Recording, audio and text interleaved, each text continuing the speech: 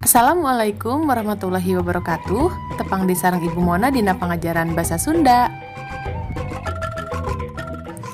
Dina warta aya unsur nu disingget 5W plus hiji H. What, where, when, who, why ditambah how.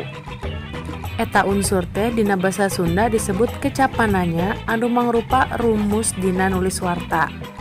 Hartina, lamun urang rek nulis hiji warta kudu kakandung unsur 5W hiji H tadi. Lamun eta unsur henteu kacumponan, warta nu ditulis bakal dianggap kurang lengkep. Minggu kamari, hidup tos diajar mika paham unsur 5W hiji H dina warta sarta migawe soal-soalna. Ayeuna, urang lajengkeun kana pedaran kalimah langsung jeung teu langsung. Salian ti unsur 5W hiji H dina warta teh biasana sok kapanggih kalimah langsung jeung teu langsung. Kalimah langsung nyaeta kalimah anu langsung diucapkeun ku panyaturna. Dina basa tulisan mah omongan si panyatur teh ditempatkeun dina jero tanda kekenteng atawa tanda petik. Contona kieu. Ieu pangwangunan irigasi teh mugi-mugi karasa mangpaatna ku masyarakat. Ceuk Camat Cibuntu.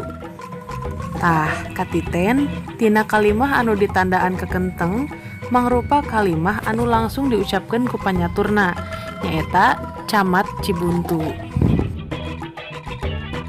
Sedengkeun kalimah teu langsung nyaeta kalimah anu teu dicaritakeun langsung ku jalma nu nyaritana.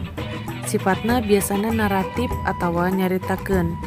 Contona kieu. Camat Cibuntu miharep sangkan eta pangwangunan irigasi teh karasa mangpaatna ku masyarakat. Katiten tina kekecapan anu digurat handapan yen kalimah eta teh teu langsung. Hartina aya jalma sejen anu nyaritakeun kekecapan ti Camat Cibuntu. Atawa kekecapan ti Camat Cibuntu teh ditepikeun deui ku jalma sejen. Conto sejena dina kalimah langsung. Umuh Muhtar nepikeun harepanana. Mun bisa, Persib bisa ngelehkeun Persija dina pertandingan tandang nu bakal datang. Eta kalimah langsung upama dirobah kana kalimah teu langsung, contona saperti kieu.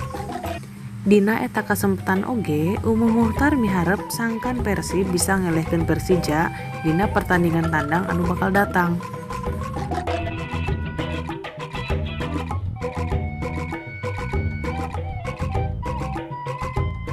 Tah sakitu pedaran kalimah langsung jeung teu langsung.